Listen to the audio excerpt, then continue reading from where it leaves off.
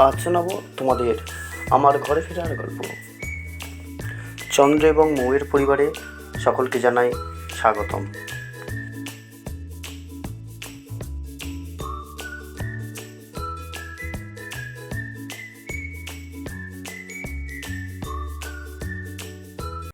ঘরের সামান্য কাজ করে স্নান করে খেয়ে দিয়ে বেরিয়ে পড়ি ঘরের পথে। চলে এলাম মানবাজার বাস স্ট্যান্ডে। এখানে এসে দেখি তারামা বাসের কন্ডাক্টর দাদা উপস্থিত আছেন। তিনি টিকিট কাটছেন, তাই আমিও টিকিটটা কেটে নিলাম। তারকেশ্বর টু মানবাজার এই রুটে এই গাড়িটি এই প্রথম চালু হয়েছে। এর আগে কোনো গাড়ি ডাইরেক্ট ছিল না। তারামা এই গাড়িটি তারকেশ্বর থেকে 5:30 নাগাদ ছাড়ে এবং মানবাজার পৌঁছায় 11:30 নাগাদ। তারপর 11:30-এ আবার মানবাজার থেকে এই গাড়িটি আবার রওনা দেয় তারকেশ্বরের পথে। গাড়ি এগিয়ে চলেছে প্রকৃতির বুক চিরে সামনের দিকে। রুকাসুকা পুরুলিয়া বর্ষার ছোঁয়া পেয়ে তার অসীম রূপের যে বিকাশ তা তোমরা আমার চোখ দিয়ে দেখতেই পাচ্ছ। দেখতে দেখতে পৌঁছে গেলাম বিষ্ণুপুর বাস স্ট্যান্ডে। এই সেই বিষ্ণুপুর, যাকে বলা হয় মন্দির নগরী। এখানে অসংখ্য মল্ল রাজাদের মন্দির আছে। এই এলাকায় যেমন আছে ছিন্নমস্তা মায়ের মন্দির, তেমন আছে দলমাদল কামান, তেমন আছে রাধা গোবিন্দের মন্দির, রাসমঞ্চ, মৃন্ময়ী মায়ের মন্দির এবং জমিদারি রাজত্বের বিভিন্ন ঐতিহাসিক নিদর্শন।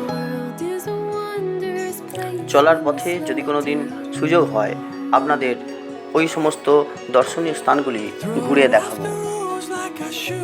বিষ্ণুপুর বাস স্ট্যান্ডে অসংখ্য ঝালমুড়ির দোকান আর আইসক্রিমের দোকান আছে, তাই ঝালমুড়ি আর কয়েকটা কুলফি বরফ কিনে নিলাম।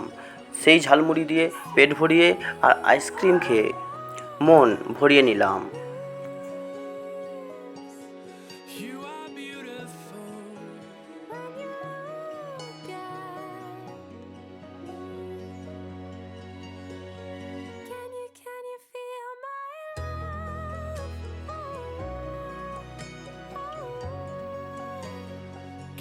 Can you feel my love? Oh, oh, oh, oh. Can you feel my love?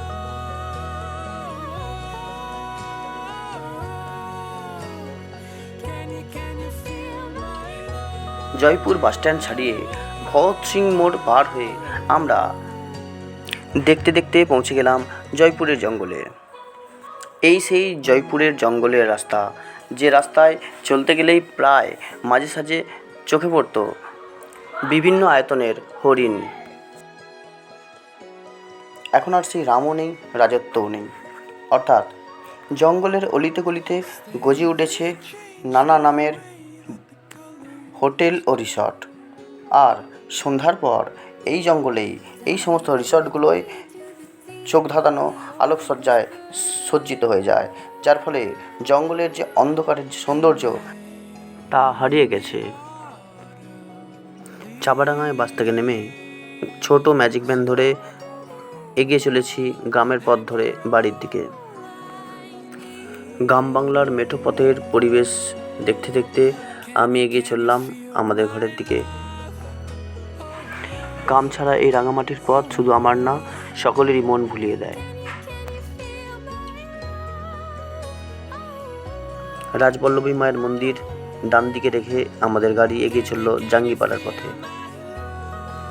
200 kilometre পথ অতিক্রম করে অবশেষে ঘরে পৌঁছে গেলাম। বাকিটা অনুভবের বিষয়। আমাদের ভিডিও যদি ভালো লাগে তবে অবশ্যই আমাদের সাবস্ক্রাইব করবেন এবং শেয়ার ও কমেন্ট করবেন। তবে অবশ্যই লাইক করবেন এবং বেল বাটনটি টিপে দেবেন, যাতে পরবর্তী ভিডিওগুলি সর্বপ্রথম তোমরা পেয়ে যাও। সকলে ভালো থাকবে।